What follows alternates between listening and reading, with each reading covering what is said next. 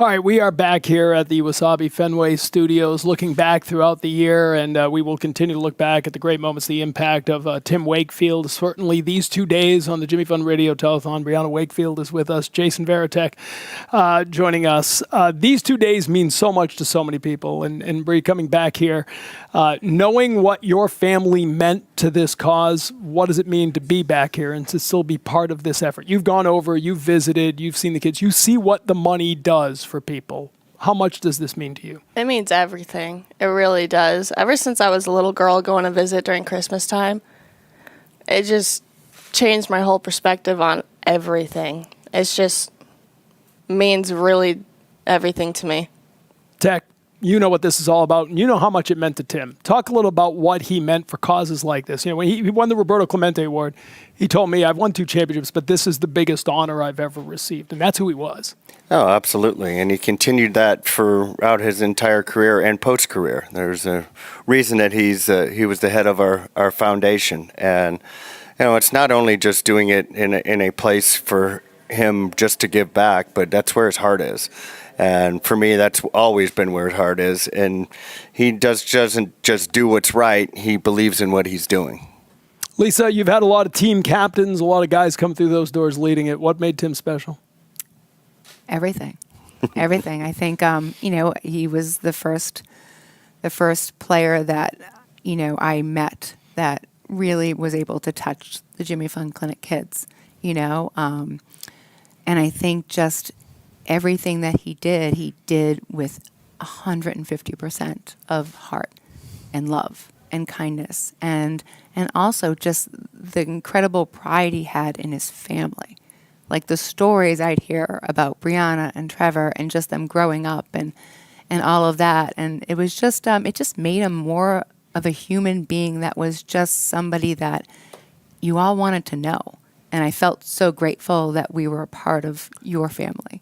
Brianna, I knew nothing about volleyball, but he would come in every night and tell me every detail of every moment of your career. He was so proud. When we talk about getting involved, though, you mentioned it. You went over Christmas and got started there. Like, Tim didn't do it alone. It was your family, right? The whole family gets involved. How much did it mean to do that, not just by yourself, right, but to know that your mom and your dad were so involved? I just have no words. It's just, as a family, we always wanted to know that we helped someone else.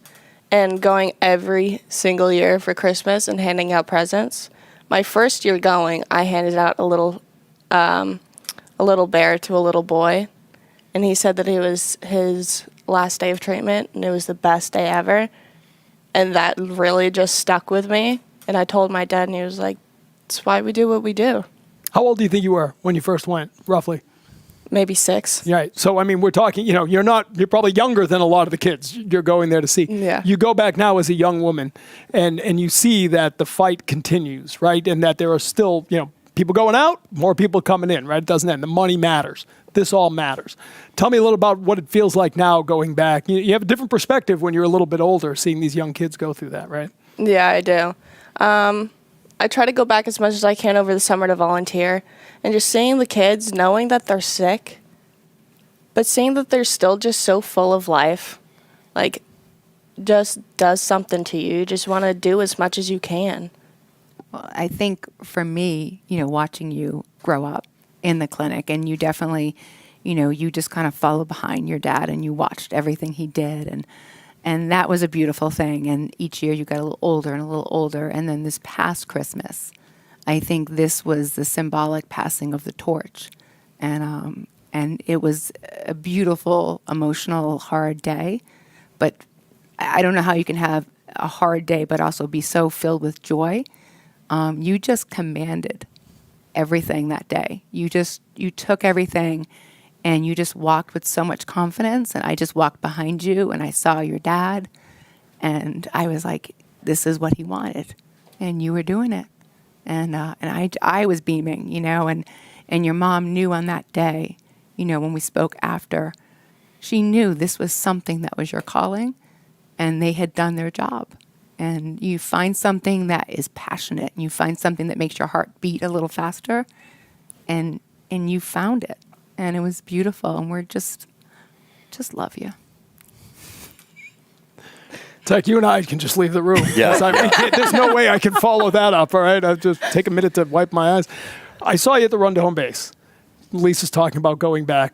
Was there a moment where you decided, I'm going to carry on some of these family traditions? Was that something you had to think about and decide? Or was it just a matter of, I've done this in the past, I'm going to keep doing it? It wasn't really a thought. I just knew. I was like, I've always gone with my dad to these special events to help others, and I wouldn't miss it, ever. Tech, you knew the man better than most.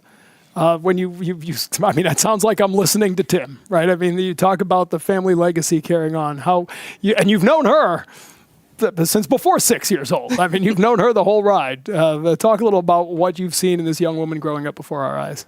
I mean, she's a star in her own making.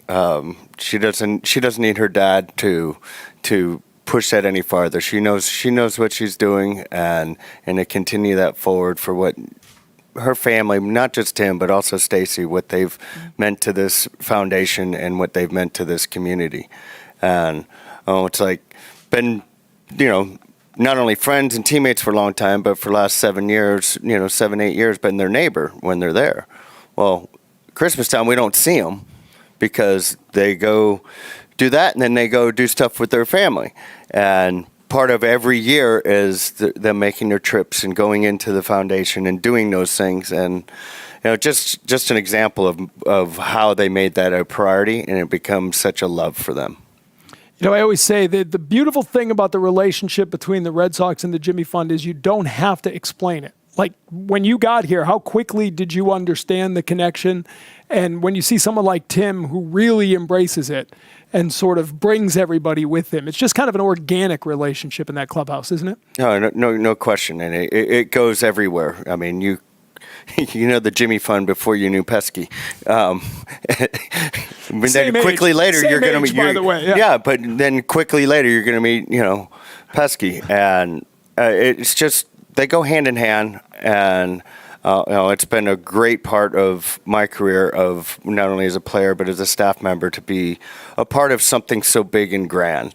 And when I talked to Greg the other day on the radio, and it's like my wife grew up here. Like this is this is time to give. This is time to give back. And this is not only a baseball event and the Red Sox and Jimmy Fund. This is a nation event where the whole nation, everybody that grew up here, knows what this means.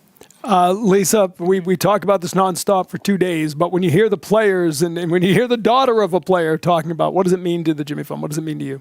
Oh, I mean, I think you can't replicate that at all, of what players and managers and what the Red Sox do for us. It's really become quite a family. I think it's one of those things where you touch these kids in a way that, we all can work with them every day, and we can't fill that void, and I think it's one of those things where, I know even just when we had our mom's day out, you came out to the moms, and the moms were all excited to meet you. Swooning was the word I heard. For many Tech. different reasons, but those moms, they needed a break. They needed to sort of just be out for them, and that's things that we do. When the teens meet you, they're so excited of who you are. And I think every time your dad came out, he showed everyone the knuckleball. But those were things that, kids in the infusion room would be now practicing knuckleballs. And it was a way to distract them from what was really happening in their life. And every time you visit for Christmas, it's a distraction. It's a beautiful distraction. And it just fills their world with something that no one else can provide them. And that's a true gift. There's no doubt about that. Tech, I'll ask each of you towards the end here. You've given this call a long time. Tell people why the money matters. Tell them what you've seen over the Jimmy Fund, why this money impacts so many lives. I mean, it does. A good example is another punch in the face yesterday for me. And I wish I remember the young boy's name, but go back out on the field and take another photo. It was 19 years ago. We visited him in the hospital and we took a photo. And the young man he hugged my neck and squeezed so hard, but he's the one that's fought the fight with the money and the opportunities to be able to continue. And like most, they have such a gift of life such a gift of wanting to live and not feel sorry for themselves. And it's not supported alone. The families go through so much, but the money, they need, everybody needs help. And it's unfortunately something that isn't always paid for, and we have to provide opportunities for people to get money to get the medical attention, the housing, everything. Yeah, it's all expensive. No doubt about that. Bree, I know it's had such a profound impact on you. You're thinking of ways to devote your life to it, right? To try to give back to it. Absolutely. I'm trying to be a nurse practitioner in pediatric oncology because of it. That's all. That's all. Just a little. I've set a little goal. Some of us just we'll go raise a few bucks at a golf tournament. You're going to give your life to it, which is beautiful. Maybe you could tell people, look into that camera on the right side. You've been there. You've seen the need. Why is this money for research, for care? Why is the money important? The money is so, so important. It's just, I've gone in there and seen a single mom with 5 kids and having her littlest one be going through treatment, and it's just so, so hard. But the little boy is just so full of life. He's just so full of that fight to just be there. I know exactly who you're talking about, and he touched you so much, and you took everything unbelievably about your dad and mom, and it's stored right there, and you were just going to soar. You were going to soar through life because you're so strong and so beautiful. We're so happy you could come this year. I know that, every year we talk about it. Families of children who are going through a lot will come here because they understand the importance. And I know it's not always easy to do this stuff, Bree, but it will make a difference. And we thank you so much for coming up. Thank you so much. Brianna Wakefield. We'll give Tech about 3 hours to get his emotions under control because you got a game tonight, right? Get back on right now. Thank you, Tech. We appreciate it as always. Thanks for having us. And Alex Spear, how are you doing? I'm great. It's incredible to be here. How are you, Adam? I'm doing well. Subbing in for Jemai. I'm going to be with you for the next few hours as we keep this train rolling. And in order to do that, let's get a locomotive to join us. Jonathan Papelbon is on the horn. Former Red Sox closer and current NESN analyst. What's up, Pap? How we doing?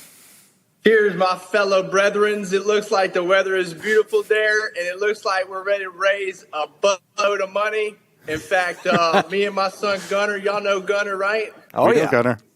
Yep. So we're going to hashtag it all the way on Twitter, and we're going through the neighborhood. We're going to hit up all the doctors, and we're going to let everybody know down here in Mississippi what we're going to raise some money for, too. So I'm getting Gunner involved, and, man, I'm proud to be a part of this, man. Well, you were a part of it as a player as well, Pap, and it's obviously a huge initiative for the Jimmy Fund and the partnership between the Jimmy Fund and the Red Sox. Why was it important to you to be a part of it? So, Adam, we talk about this a lot, right? So when you play, it's a little different. Like the grind gets to you, and you can't really necessarily do the things that you want. So me coming back to NESN and being able to be a part of this a little bit more full throttle than I got to when I was a player, I'm ecstatic about. But for me, it all started with Wake. I don't know. Y'all remember Jordan? Leandry. Absolutely. I just saw him last week. Yeah. Right. Oh, y'all just saw him. Yeah, I saw him in Worcester. He's like on the varsity baseball team now, right? Well, dude's in college. Oh, yeah. So, is he playing ball still? He played ball in high school, and I don't know if he continued his career in college or not. But I know that I saw him at a Woo Sox event last week. Yeah. So it was really cool to see him in a baseball context. Yeah. So for me, it all started with that dude and Wake. And obviously Wake was his guy. He was our leader back when he played. And so Wake introduced me to that dude. And that was my first experience with a guy that, had, cancer or kid at the time. And he's out there singing the national anthem in Fenway Park in front of people. Dude was like, I don't care, man. I don't care about no cancer. I don't care about nothing. I'm doing my thing. He threw out first pitches, became real good friends with, I would say, more or less the 07 team, 04 team, that kind of era. But man, that was my very beginning of the whole Jimmy Fund experience, and I'm thankful for that. And I wish we had Wake here to help us raise all this money this year too, but unfortunately, hopefully he's doing that from heaven, man. Well, it's fun to think about your involvement, and thank you for bringing up the memory of Jordan, because I think that all of us were brought to, certainly emotional. Some of us brought to tears watching him running around the bases, right? There was that unforgettable moment of him running around the bases at Fenway, and it was just this triumphant image of what can happen when kids who are given this, this terrifying diagnosis have been able to come through the Dana-Farber, through the Jimmy Fund, and I'm curious, how did the Cinco Ocho experience fit in with the Jimmy Fund? Were you Cinco Ocho there? Or were you Jonathan? Were you Pap? How did you connect with the Jimmy Fund? Every time I would go and see the Jimmy Fund kids, I never liked my wife was kind of this way. Every time we would go to the hospital or something, she would never want the cameras there. We weren't on Twitter. We didn't do that. So we would usually bring our dog Balls. And he was a 3-legged French bulldog. And you know how, man, dogs they love dogs, man. Everybody loves a dog, And so we used to bring him up all the time. But I think every one of us have been, my dad, eye cancer. My mother-in-law passed away last year, breast cancer. So, we're all affected by this. And, the older I get, it just seems like the more and more I am affected with this. And, Wakefield was number one on my list. It affected me big time. But, the kids, it's a different story, man. The kids are they're kids. And, little Jimmy, it all started off with little Jimmy, right? It's like 75 years ago now. What are we on? Yeah, this is, the Red Sox 76 connection. years, right? 79. Oh, Dates to 1953. So yes, do the math. 71 years, and it predates, of course, the Red Sox involvement back with the Boston Braves in 1953. But Jimmy was Einar Gustafsson, who was the call was in 1948. Yeah. That's the 76 years. Yeah, there you go. Well done. But see, that's how it is. For athletes and these little kids. And that's what and how I got to meet Jordan through Wake. It's it's just something special, It's just something special about the kids. And when the patient, his name was Jimmy, little Jimmy, they called him, right? And he became part of the team. And that's what happened with Jordan. They come from part of the team, and next thing you know, you're like a damn celebrity. Well, Pep, that's why you hear we have these promos, right, where people, so many people are saying, "I am Jimmy," and it's because it is not just it's not just the one kid. It affects so many people, and the ability to connect with and support them is so many of us that we kind of all become Jimmy in our own ways over the course of this time. Yeah, no question. And for me, I think. Being a part of this, it really when you have kids, it's a little bit different. And like I said, when I played, and it was a little bit more hectic. But man, for me, this really strikes home big time, especially with my family and my dad and all the cancer, and it affects all of us. And so my goal is, I'll be on Twitter throughout this whole process of the Jimmy Telethon, be donating myself and everything. But the Red Sox are known to be a partner with the Jimmy Fund and Dana-Farber. So, it's big, but I think it could get even bigger. And so my goal is to help us shoot this and break records. I don't come along to just, get through the motions. I come along, I break records. That's what I do. So I'm looking forward to help break this record this year. The Red Sox all-time saves leader. And Phillies all-time saves leader. So he's versed in doing that. Has chimed in. Pap, we appreciate you coming on. Appreciate your support. Hope to see you soon, my brother. Thanks for calling in, man. Okay, guys. Thank y'all, and I'll see y'all in about a week or so. Trevor Story on camera now. There he is. What's up, man? How we doing? Doing great. Nice. Doing great. How you feeling? Really good. Really good. Excited to be here with you guys and just support the Jimmy Fund. Yeah, which you've been doing for a while. We appreciate that very much. It's amazing how the players, the guys in that clubhouse, come through in such a big way and rally around this. And it takes all of 30 seconds when you become a member of the Red Sox. Yeah, exactly. Introduced to it very quickly, and rightfully so. This is such a big part of the organization, a big part of just being a Red Sox, and it's something that we take very seriously. And that's why we have such good support for it. You meet a lot of kids along the way, going through a very difficult time. But when they see you guys, man, their faces light up. What does that mean to you? Yeah, it's a special thing, man. I think a lot of times we are kind of taken back by the position that we have, just kind of in reality being baseball players, and everyone looks up to us. And, reality strikes pretty hard sometimes. And I think you see that a lot of times with some of these kids that we meet, but you'd never know it by the way they act, just their whole attitude towards life. And it's truly inspiring, and I think we really hold on to that, and we take that into our lives as well. Hey, can we talk baseball for just 2 minutes? And I know how much you want to be here for the Jimmy Fund, but the fact that you are closing in on returning at some point and have made that such an important point right now is incredible to me, because I saw you go down in Anaheim, and I thought, no way. Spring training, yeah, I'd probably be back by spring training. But the way you did that shoulder was just incredible. To come back and to be talking about rehabbing your way back into the lineup at some point, how real is that right now?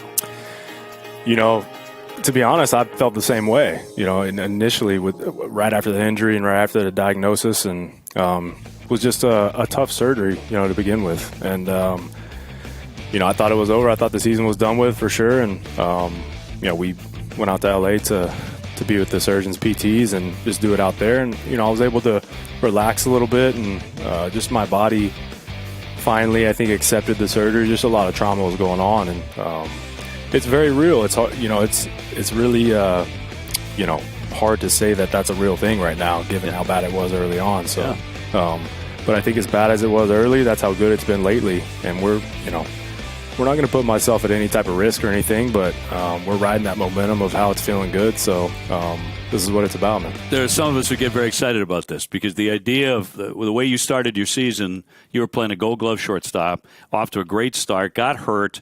Sedon has had to play a lot of short, a number of other guys have. But if you're in there at any point, say in September and on into October, Red Sox in the postseason, and then to be able to play him in center field every day, up the middle, this becomes an even better defensive team.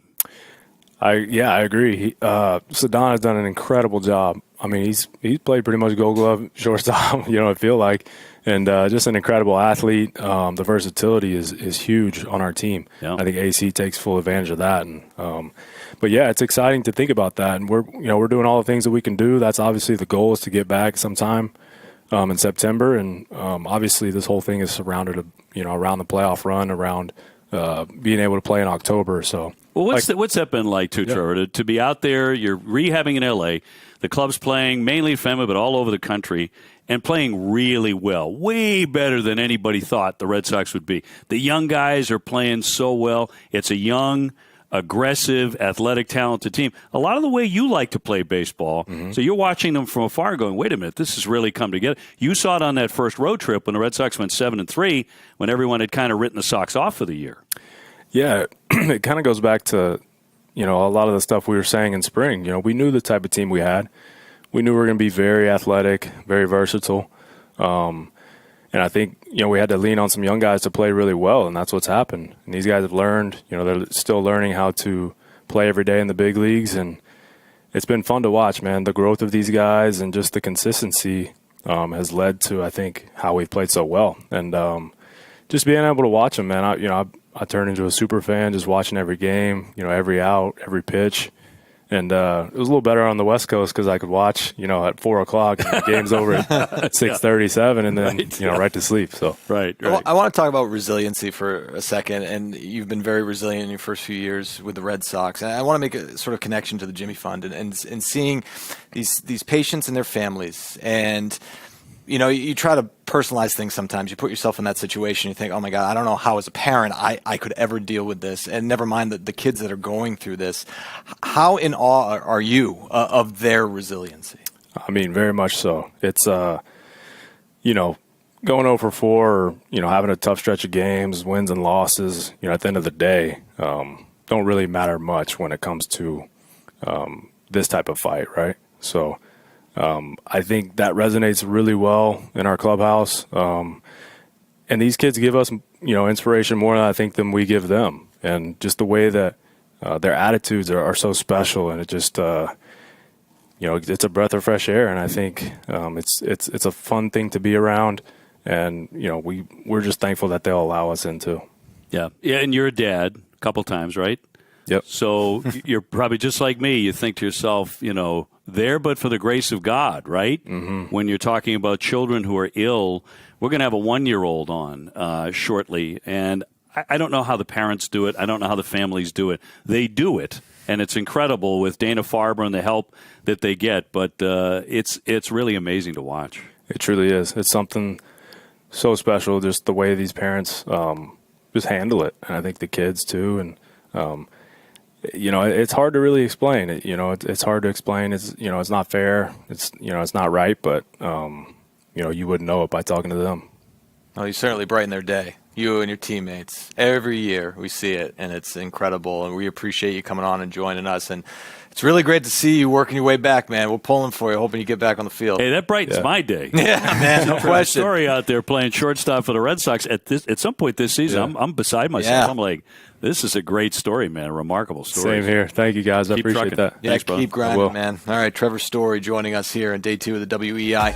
The connection between the Boston Red Sox and the Jimmy Fund goes back to Ted Williams' day, as we know. 71 years there's been a connection between the Red Sox and the Jimmy Fund. But from Ted, stories I've heard Roger Clemens sit at this desk and talk about.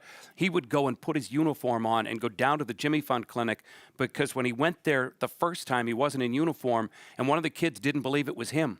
So he came back here and he got his uniform and he put it on and he went back to the Jimmy Fund clinic to prove it. so that the kid would know, okay, it really is Roger Clemens. Yeah. We talked about Tim Wakefield and his relationship and physically picking a young man up on his back and carrying him down through the stands at spring training so he could join the other Jimmy Fund kids down on the field. Yep. The connection between the players, Brock Holt during his time here. Listening to Garrett Whitlock, he is the latest in the line of Red Sox players who get it. They understand. And he said, talking to the parents and just saying, how are you doing? Yeah. How are you holding up? Everybody knows what the kid is going through. Sometimes we forget what the parents and what the siblings are going through. And the Red Sox players have always gotten it. You can go back to Mo Vaughn and you can go through David Ortiz. Guys who really, truly understand what an impact they can have on these kids. Right, and the Red Sox to be the longest relationship between charity and sports in the history of professional sports. I think that's something to take pride in as well, just being from New England, growing up a Red Sox fan. I think that's wonderful. I'm sure it's an honor, too, for Garrett Whitlock to be in that current position. Brock Holt, something that stood out to me yesterday, a child wrote a letter to him saying, "You're my best friend." And I saw a video of him holding Brock Holt's hand and just kind of walking around the hospital with his hat backwards too, the Holt jersey on. And you can just see that they're going through the darkest times of their life, but yet there's a light in the day just to have someone like Brock Holt visit. And I think that's beautiful. I do think it's beautiful. And you talk about the families too and how much of a struggle it is for them, because I'm sure at the same time they have to fake this strong face, this strong facade for their child or for their family member, and that's a lot of weight to carry. So to know that there's support for the families even, and we've all been touched by someone who has cancer, and it's challenging. It's a terrible weight to hold for parents, for families. So I'm really, really happy to see that the support is there for them as well. And joining us now is our guy Kevin Youkilis.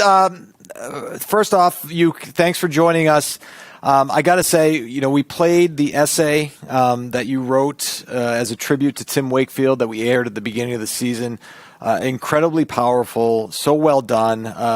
Just talk about some of the thoughts you had when you put that together. Yeah, it's you never want to write that, right? It's one of those things where you go through life, you're going through a daily grind of being a parent, being working, doing all the stuff you do, and then things hit you. It's emotional, it's hard, and you also just don't want to let people down by not saying everything you want to say and put it into writing. So it's in writing that for Wake, it was very emotional for me. I think I was teary eyed the whole time I wrote it, and then editing it, and and then giving it on video. I wasn't teary eyed anymore because I think all the emotions got out of me in writing it. But it was more, I just didn't want to let, Tim Wakefield, and Stacy and Bree and Trev down. But I also wanted to show, Red Sox Nation, how much Wake meant to all of us in our own different ways and how he went about it. And the nickname, the Heavy, was always something that we always enjoyed within the clubhouse. And I think that's the hardest part is now, or in the past, we kept everything in-house. Now things get out a little bit more. People post more things on social media, but Wake was such an influence to me. He was always great to me as a young player and helped guide me along the way. And I'm just forever grateful for all the lessons that himself and all the other veterans taught me to become a Major League Baseball player. And you, just as a former player and being introduced to what these 2 days mean and visiting with patients and their families and seeing the smiles that you can bring to their face during such a difficult time, what did that mean to you? I love it. I mean, Lisa, I've been around Lisa a long time and been around the kids, and you'll never see me more happier than around young kids. I love interacting with young kids because they're pure, they're innocent, and they say the funniest things. I think we lose that as adults a lot, where we want to please people versus being honest at times. And sometimes you have to be more pleasing, but around these young kids, they're very honest. And for me, what I learned from the time I had hair early on in my career to when I didn't have hair, a lot of that connection of losing hair and talking to these young kids through it, I didn't realize that me being bald kind of helped some young kids and seeing that, but we joked around and have fun with it. And for me, in spring training, when we got to have the kids come down, I think that's one of the hardest things emotionally is hearing each individual story. And then next year, having Lisa talk about a child that we lost. That was always the hardest thing for me. But I knew in those moments when we were with those kids, I wanted to give 100% of my energy to them, whatever they needed, autographs, just sitting around, talking, relating to them. I think that's what you need to do most is just be real with them and enjoy it. But the Jimmy Fund is such an amazing, the whole entire Dana-Farber Cancer Institute, the Jimmy Fund, everything, how it goes all hand in hand. It's one of the most special, philanthropy initiatives that I've been around in my life, and just forever grateful for Red Sox Nation that does such an amazing job to raise funds and the people within the Dana-Farber Institute and the Jimmy Fund that help all these people in need. You are amazing. I think you're one of those guests that come into the Jimmy Fund Clinic that within a second you stop being a guest and you became part of our family.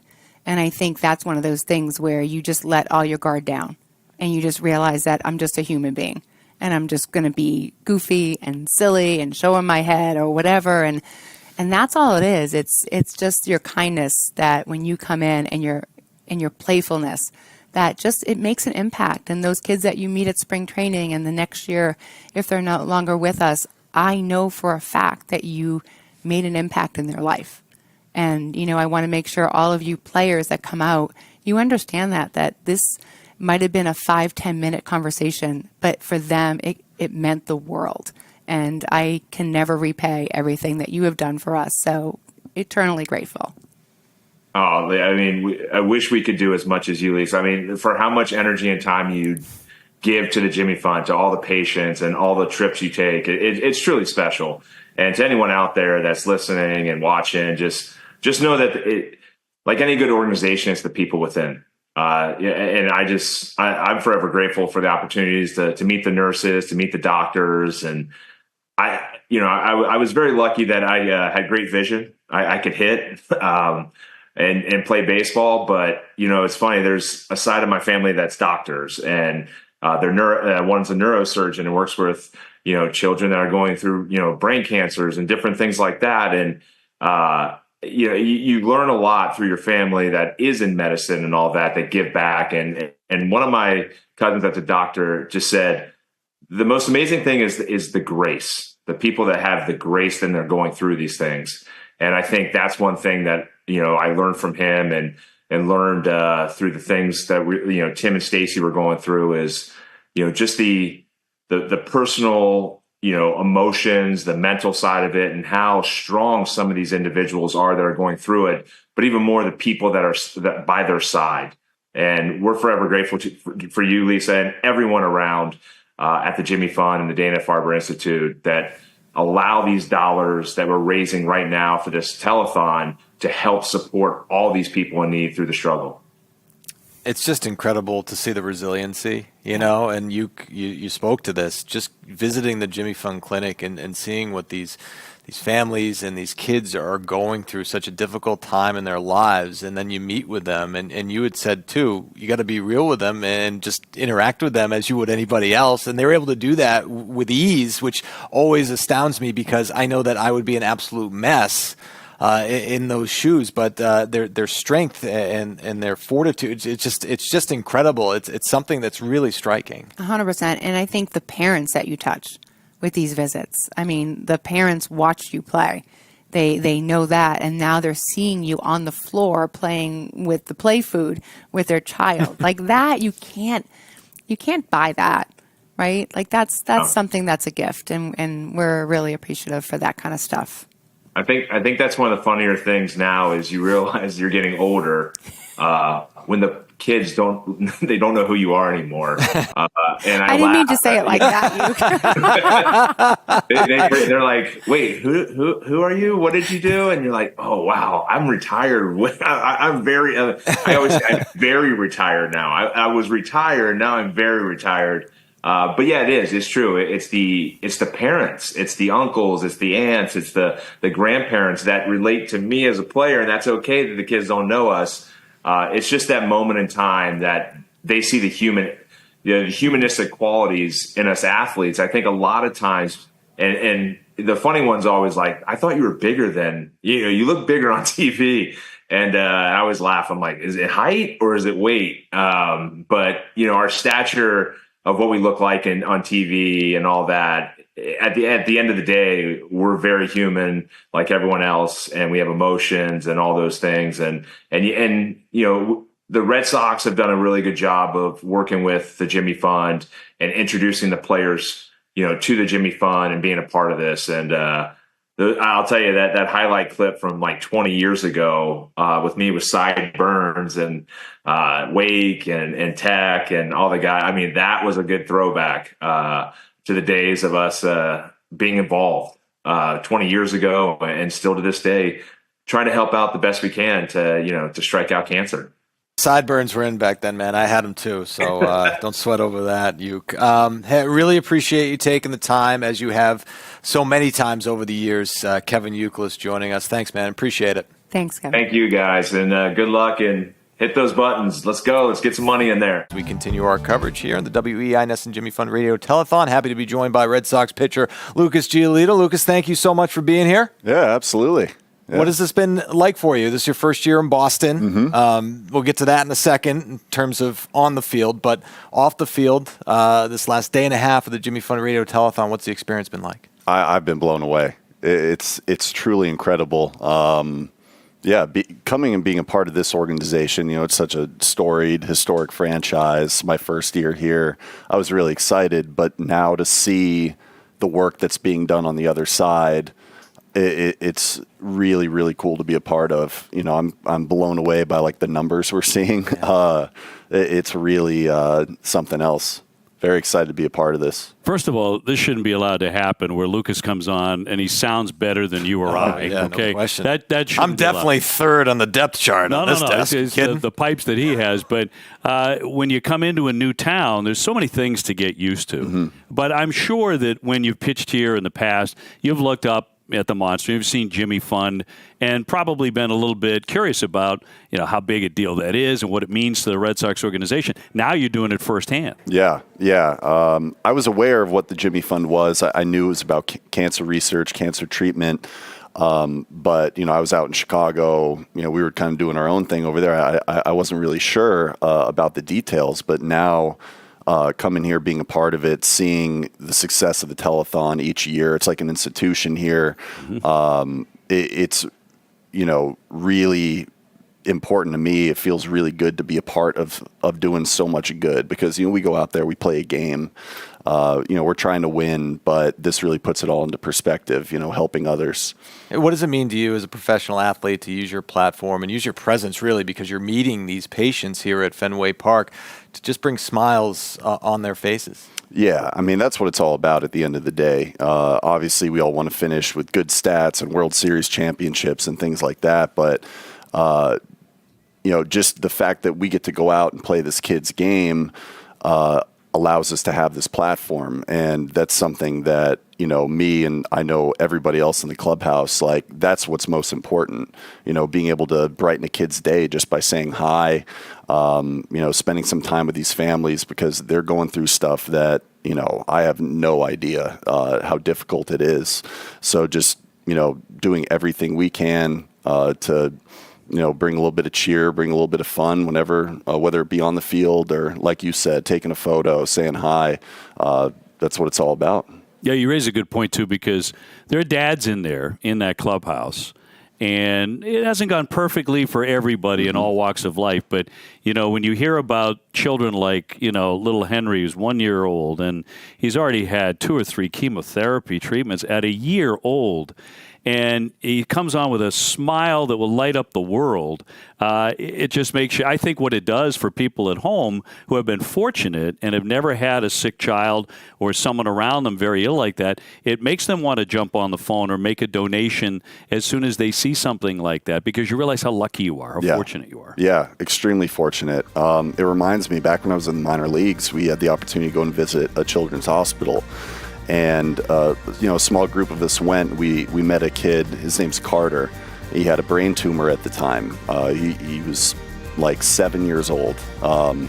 And he was full of joy and life. And, it's like he didn't even know, the gravity. We're with his family. And it was truly like a moving experience.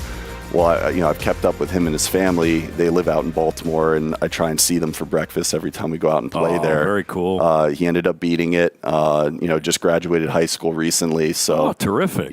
That's what makes this so important. It requires, obviously the financial aspect and the manpower to hopefully put an end to this thing sooner rather than later. And obviously with what we do here with the Jimmy Fund, it's just incredible. Tim Wakefield was such a presence here and such a big part of this, and obviously you didn't get a chance to play with him or know him that well, I'm assuming, but you know of him, of his impact here.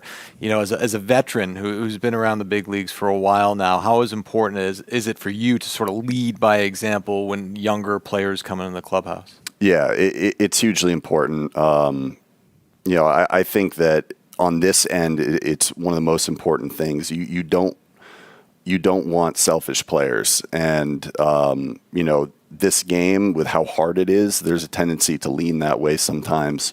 But coming into this clubhouse, I feel like I'm just like, let me get out of the way. These guys are incredible. The young guys are doing their thing. The veterans are leading.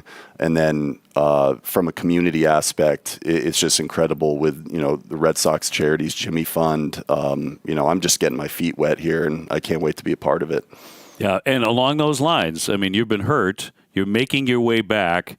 You're targeting next year, obviously, from after your surgery and everything. But at this point, how far along are you? Are you exactly where you want to be on your rehab? And are you full steam ahead for 2025?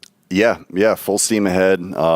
Rehab's been going really well. It's a little bit slower than I would like, but that's by design. They want to make sure that everything's perfect before you get back out there. But I'll be back out ready to go for a full season. One thing that all this time has afforded me is the ability to get all sorts of different parts of my body right, not just the elbow. The elbow we fixed it. But now we can work on the shoulder, work on the hips. So I'm really excited to get back out there next year and and hopefully pitch some really good innings for this team. Yeah, you got a lot of people in New England who are really eager to see a pitch next year with that pitching staff. I mean, this year is obviously still a lot of work to do. Big road trip coming up. We got Baltimore and Houston and a lot more important games to play. Then you think ahead to next year and the development of these young guys, another year in, and you coming on board as the leader on that pitching staff. Next year could be a whole lot of fun, too. But yeah, these guys have been stepping up this year big time. Starting pitchers, with me going down, Garrett going down, it's been incredible to see. And that's invaluable experience that they're going to have this year, hopefully for a really deep playoff push this year, but then carrying into next year. I think a lot of guys can be ready to go. Yeah, looking forward to that. Looking forward to the rest of this season as well, and really appreciate you coming on and joining us here on the telethon. Appreciate it, man. My pleasure.